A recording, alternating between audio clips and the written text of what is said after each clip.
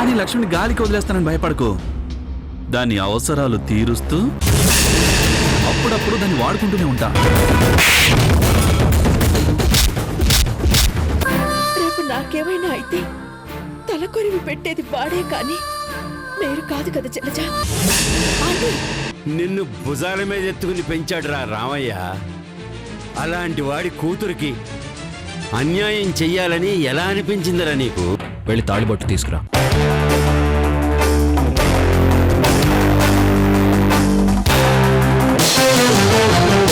చంద్రముఖి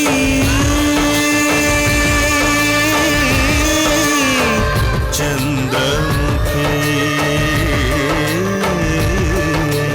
ఏ పెగు నిన్ను కన్నదు గాని ఏ రగబంధం ఉన్నదో గాని మనసు తెలిసిన మనిషొకరుంటే నీకు చాలమ్మా.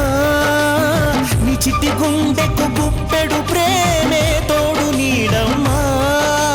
తొణకని బెణకని వెనకడు గెరుగని ధీరవనితవు నీవేనమ్మా.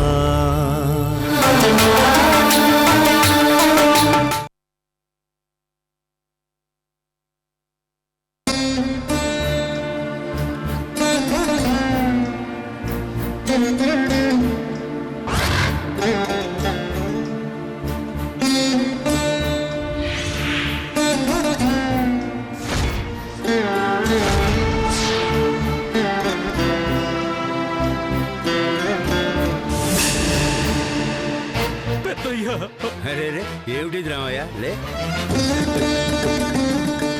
ఏమిటి రామయ్య ఇది? ఇప్పుడు నువ్వు నా వియ్యంకుడు అయ్యా. కౌగిలించుకోవాలి గాని కాళ్ళ మీద పడకూడదు. పెద్దయ్యా, నా కూతురు పెళ్లి మీ చేతుల మీదుగా జరగాలని కోరుకున్నాను గాని మీ ఇంటికే కోడలుగా పంపాలని నేనెప్పుడూ కోరుకోలేదు పెద్దయ్యా.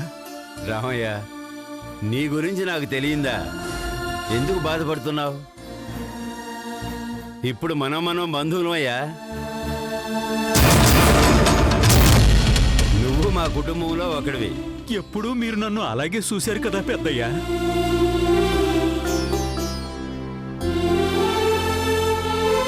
కానీ నా కూతురు మీ ఇంటి కోడలయ్యింది అంటే నమ్మలేకపోతున్నాను పెద్దయ్యా. ఇంత గొప్ప మనసున్న మీ దగ్గర పనిచేయడం నా పూర్వజన్మ సుకృతం పెద్దయ్యా, నా పూర్వజన్మ సుకృతం. శంకర్ బాబు, మీ రుణం ఈ జన్మలో తీర్చుకోలేను బాబు, తీర్చుకోలేను. ఏమిటిది? వెళ్ళారా? రా రే సాంబా. పెద్దయ్యా, నా చిన్న కొడుకు పెళ్ళయింది, ఊళ్ళో పెద్ద విందు ఏర్పాటు చేయరా. అలాగే పెద్దయ్యా. పదరామయ్య, పద.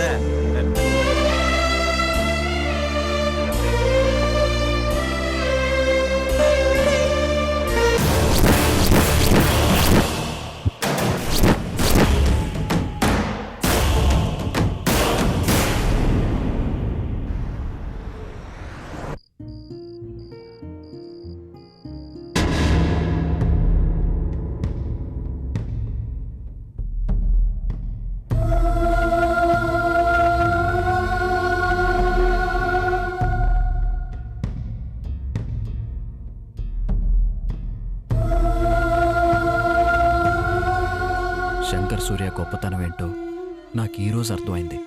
సొంత తమ్ముడని కూడా చూడకుండా చేసిన తప్పుకి శిక్షగా ఒక పనివాడి కూతుర్నిచ్చి పెళ్లి చేస్తే ఇంట్లో అందరూ నన్ను సపోర్ట్ చేశారు. ఇది నాకు నేనుగా తీసుకున్న నిర్ణయం కాదు. నీ స్థానంలో ఉన్నాను కాబట్టి నాకు అలాంటి ఆలోచన వచ్చింది. లక్ష్మి జీవితాన్ని నేనే బాగుపరిచానని అందరూ అనుకుంటున్నారు. కానీ ఆ గొప్పతనం నా వెనకున్న నీది అని వాళ్ళకి తెలియదు. నీ ప్లేస్లో ఉండి ఇదంతా చేయటం మనసుకి తృప్తిగా ఉన్నా ఏదో ఒక మూల భయం కూడా వేస్తుంది. ఇక్కడి మనుషులు, వాళ్ళు చూపించే ప్రేమ, నీ వల్ల ఏర్పడిన బాధ్యత నన్ను ఇక్కడే కట్టిపడేసేలా ఉన్నాయి. అక్కడ మా అమ్మ నా కోసం ఎంత తప్పిస్తుందో. ఈ వయసులో తనకు అండగా ఉండాల్సిన నేను ఇక్కడ ఇలాంటి పరిస్థితులకి బందీనైపోయి తనకు ఇక దూరంగా ఉండటం నాకెంతో బాధగా ఉంది. నా బాధ ఇక్కడ ఎవ్వరికీ చెప్పుకోలేను, అందుకే నీతో చెప్తున్నాను. నీ స్థానంలో ఉండి నేను అందరినీ మోసం చేస్తున్నాను, కానీ ఉద్దేశపూర్వకంగా కాదు. రేపు ఈ విషయం బయటపడితే అందరూ నన్ను తప్పుగా అనుకుంటారేమోనని భయంగా ఉంది, ముఖ్యంగా వసుధ. నేను ఎలాంటి తప్పు చేయకపోయినా ఇంకొకరి భార్యకి భర్తగా నటించడం మాత్రం ముమ్మాటికి తప్పే. నా వరకు నేను ఎవరి ముందైనా నన్ను నేను సమర్థించుకోగలను, ఒక్క వసుధ ముందు తప్ప.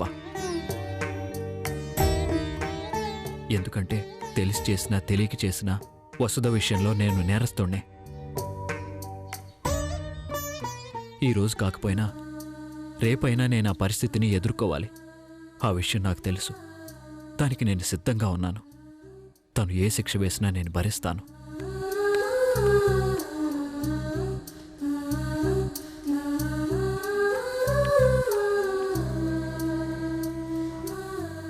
ఏమండి ఏమండి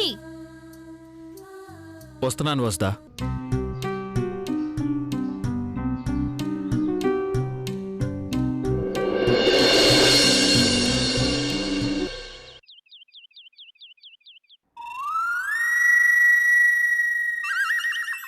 అవును, ఈ రింగుల రాణి ఈ ఊర్లోనే తిరుగుతుంది.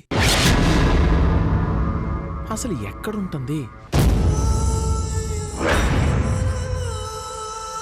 ఎక్కడి నుంచి వస్తుంది? ఎక్కడికి వెళ్తుంది? ఇలా వస్తుంది, మాట్లాడుతుంది, వెళ్ళిపోతుంది. ఏంటో అసలు ఏం జరుగుతుందో కూడా అర్థమై సావట్లేదు.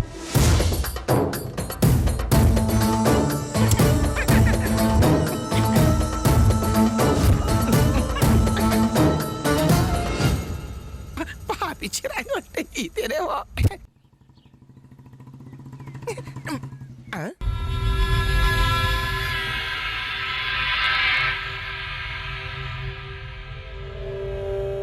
వామ్మో, ఈ రింగులు రాణి ఇప్పుడే ఫోన్ చేసి వచ్చింది. ఏం చెయ్యాలబ్బా? దీనికి ఎలాగూ నేను ఎంత చెప్పినా అర్థమై సావట్లేదు కదా. ఈ ఊళ్ళో ఉండటం ఎంత డేంజరో సాంబాగాడి మాటల్లోనే అర్థం ఎట్టి వినిపిద్దాం. ఒరే నారిగా మాట్లాడవేంట్రా? హలో, ఒరే నారిగా. ఏందిరా నీ జిందగీ మొత్తం వీడినే ఉంటావా? ఆ రోజు నీతో పాటు ఉన్నది ఎవరో చెప్పు, నేను విడిచిపెడతా. ఏమండి, సత్య ప్రమాణకంగా చెప్తున్నానండి, మీరు ఎవరి గురించి అడుగుతున్నారో నాకు అస్సలు తెలియదండి.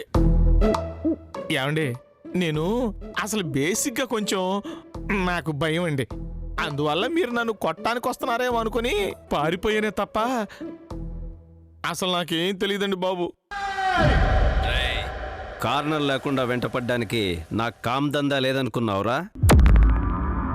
రేయ్, నీకు 2 రోజులు టైం ఇస్తున్నా, మర్యాదగా వాడెవడో చెప్పి నీ ప్రాణాలు కాపాడుకో, లేదంటే నువ్వు చావడం ఖాయం. అవునరా, నువ్వు ఈ ఊర్లోకి వచ్చినప్పటి నుంచి ఏదో నల్లగారు తిరుగుతుంది అని మా వాళ్ళు చెప్తుండ్రు.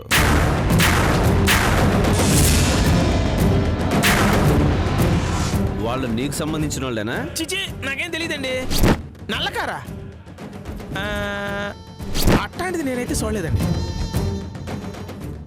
ఏమండి, నా మొహం చూసి చెప్పండి, కారు మెయింటైన్ చేసే రేంజ్ వాళ్ళు నా ఫ్రెండ్స్ ఉంటారండి? రోయ్, నిన్ను నమ్మడానికి వీల్లేదు బిడ్డా. ఏమాత్రం అనుమానం వచ్చినా నిన్ను ఆ నల్లకారోళ్ళని చెరువు కట్ట కింద బొంద పెడతా. పెట్టండి సార్, పెట్టండి.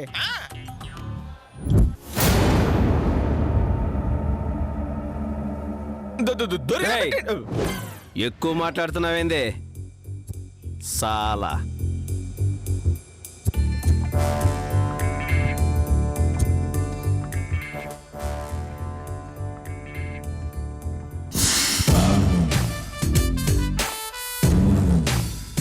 అమ్మయ్యా, కొట్టాడనుకున్నాను, కొట్టలేదు అదవా.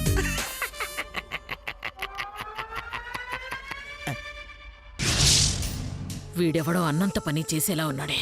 మనం ఇక్కడి నుంచి జంప్ అవ్వడం బెటర్.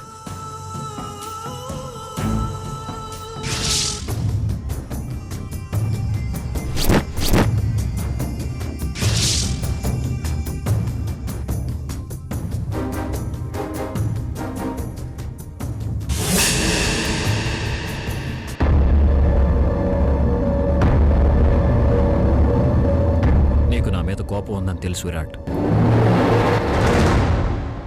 కానీ అన్నల అధికారం చెలాయించడానికో లేక నిన్ను తక్కువ చేయాలనో నేను ఈ పని చేయలేదు. మన కుటుంబ పరువు పోకూడదని, వంశప్రతిష్ఠ దెబ్బతినకూడదని అలా చేశాను. తరతరాల నుండి మన వంశగౌరవం పెరుగుతూనే ఉంది, కానీ ఇంతవరకు ఎవరూ మన వంశానికి మచ్చ తేలేదు. ఆ చెడ్డ పేరు నీకు రాకూడదని నువ్వు చేసిన తప్పుని సరిదిద్దాను. అది నువ్వు అర్థం చేసుకుని లక్ష్మిని భార్యగా అంగీకరించు. చూడు మిస్టర్ శంకర్ సూర్య, నీ తమ్ముడు తప్పు చేశాడని ఫీల్ అయి నువ్వు నా పెళ్లి జరిపించావు. కానీ నా సంసారంలో జోక్యం చేసుకునే హక్కు నీకు లేదు. లక్ష్మి మెళ్ళలో నేను తాళి కట్టానంతే, కానీ జన్మలో దాన్ని భార్యగా అంగీకరించను. ఆఫ్టర్ ఆల్ ఒక కూలివాడి కూతుర్ని నేను భార్యగా యాక్సెప్ట్ చేస్తానని ఎలా అనుకున్నావు? నేను నీకన్నా ఎక్కువ చదువుకున్నాను, పైగా అమెరికాలో పెరిగాను. అమ్మాయిలతో తిరగడం, ఇలా అవసరాలకి వాడుకోవడం నాకు కొత్త ఏం కాదు. కానీ నువ్వు ఆ సాంబగాడు కలిసి దాన్ని పెద్దది చేసి మీ పెద్దరికం నిలబెట్టుకోవడానికి నా జీవితాన్ని నాశనం చేశాను. ఏంటన్నావు?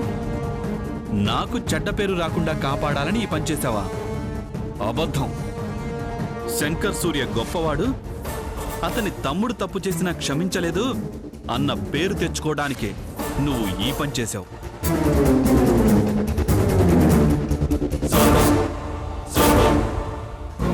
ఇప్పటికే నిన్ను ఊరంతా నాయకుళ్లా చూస్తోంది. ఇప్పుడు ఈ విషయం తెలిసి ఇంకా నిన్ను పొగుడుతూ నన్ను మాత్రం ఒక వెధవలా చూస్తారు. అందుకేగా నువ్వు ఇదంతా చేసింది.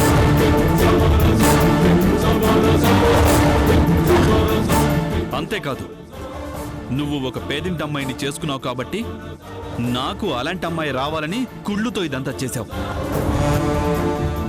గొప్పింటమ్మాయి నాకు భార్యగా వస్తే నీ భార్య విలువ తగ్గిపోతుందని నీ భయం. అంతేగా?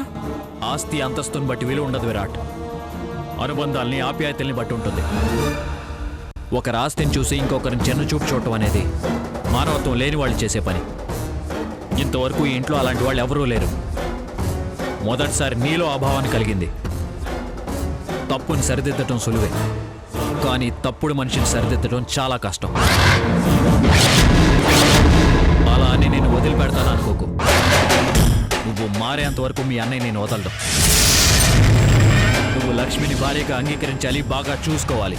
చూసుకుంటావు, చూసుకునేలా చేస్తాను. లక్ష్మి కళ్ళలో నీళ్లు పెట్టుకోకుండా చూసుకో. జాగ్రత్త.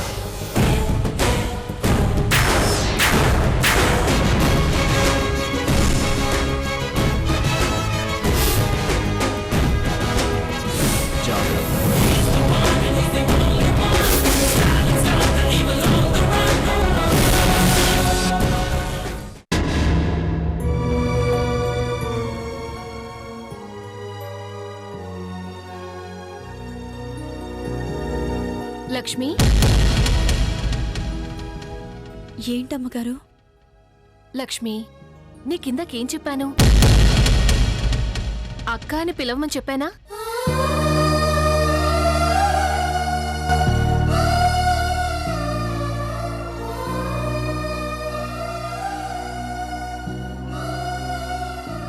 నువ్వు నేను ఇప్పుడు ఇంటి కోడళ్ళవే. నాకీ ఇంట్లో ఎంత హక్కుందో నీకు అంతే హక్కుంది. బాధ్యతల్ని కూడా మనిద్దరం చిరసగం పంచుకోవాలి. విరాట్ బాబు తాళి కట్టాడు కాబట్టి నేను ఇంటి కోడలయ్యాను గాని నాకంత అర్హత లేదమ్మగారు. ఎప్పటికైనా నేను పని మనిషినే, రామయ్య కూతుర్నే.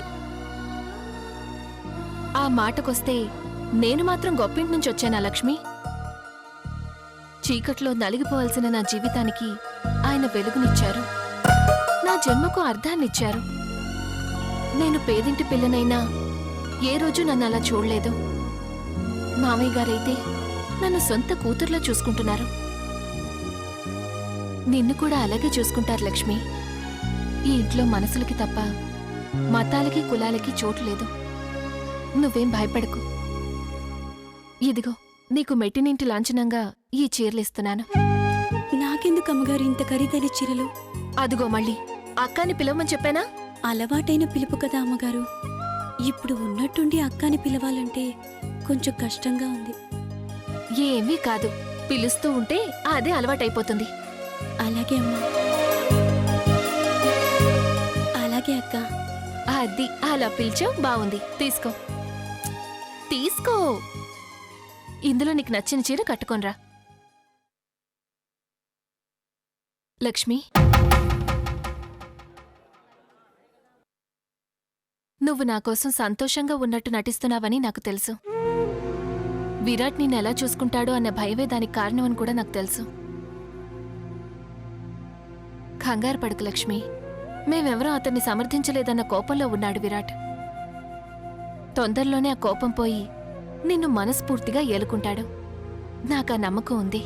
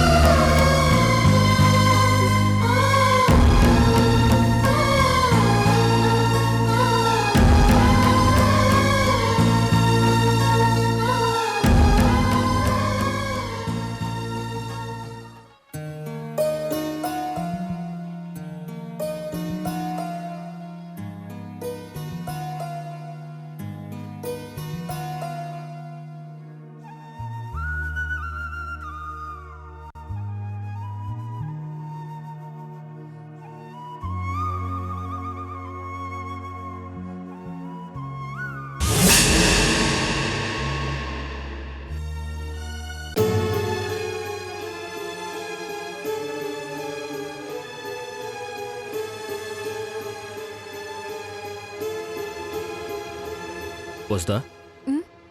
లక్ష్మేది తను భోంచేసిందా? ఇంకా లేదండి, ఉండండి, నేను వెళ్ళి తీసుకొస్తాను. ఆగు వస్తా. విరాట్, వెళ్ళి నీ భార్యను తీసుకురా. ఏమిట్రా అలా చూస్తున్నావు? వెళ్ళి పిలు. అసలే అమ్మాయి కొత్త, మన పద్ధతులు ఆవిడికి తెలియవు. దగ్గరుండి కొంచెం అలవాటయ్యే వరకు అన్నీ నువ్వే చూసుకో. వెళ్ళు.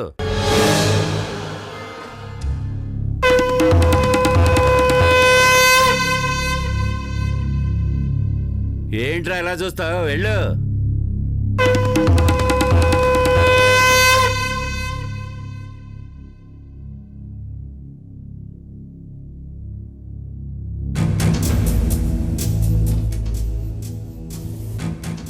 ఈ వినయాలకేం తక్కువ లేదు. తేరగా వస్తుంది కదా, రా మెక్కుదు గాని. రమ్మని చెప్తున్నానా? నువ్వు రాకపోతే నాకు తిండి పెట్టేలా లేరక్కడ. వచ్చాడు.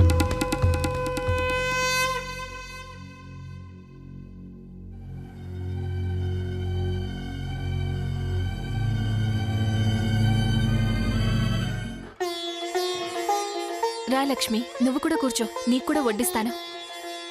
మొహమాట పడుతున్నావు అమ్మా? రా కూర్చో, భోంచేయి. అలాంటి ఏం పెట్టుకోకు. పర్వాలేదయ్య గారు, నేను కింద కూర్చొని తింటాను. అదేంటి లక్ష్మి, కింద కూర్చోడమేంటి? ఇప్పుడు నువ్వు పనిపిల్లవి కాదు, ఈ ఇంటి కోడలివి. ఎక్కడో చోట ఏడవనివ్వండి, అది తింటమేగా మీకు కావాల్సింది.